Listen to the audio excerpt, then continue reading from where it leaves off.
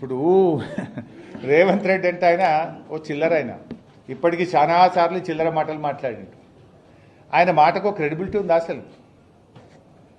4 పార్టీలు మారినోడు, రోజుకు 4 అబద్ధాలు మాట్లాడేటోడు, 400 అబద్ధపు హామీలు ఇచ్చి అడ్డదారిలో అధికారం ఎక్కినోడు, 15 ఆగస్టు కల్లా రుణమాఫీ చేస్తానని దేవుని మీద ఒట్టుబెట్టి మాట తప్పినోడు, సిద్దిపేటకు వచ్చి ఆయిల్ పంప్ ఫ్యాక్టరీ ఇనాగ్రేషన్ సందర్భంగా 45 రోజుల్లో 9,000 కోట్లు రైతుల అకౌంట్లలో రైతు బంధు డబ్బులేస్తా అని మాట తప్పిన ఈ రేవంత్ రెడ్డి మాటలకు విలువ ఉన్నదా?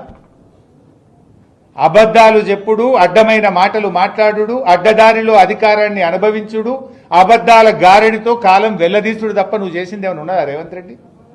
దేవుని మీద ఒట్టుబెట్టి కనబడ్డ దేవుని మీద ఒట్టుబెట్టి రుణమాఫీ ఎగబెట్టింది నువ్వు కాదా?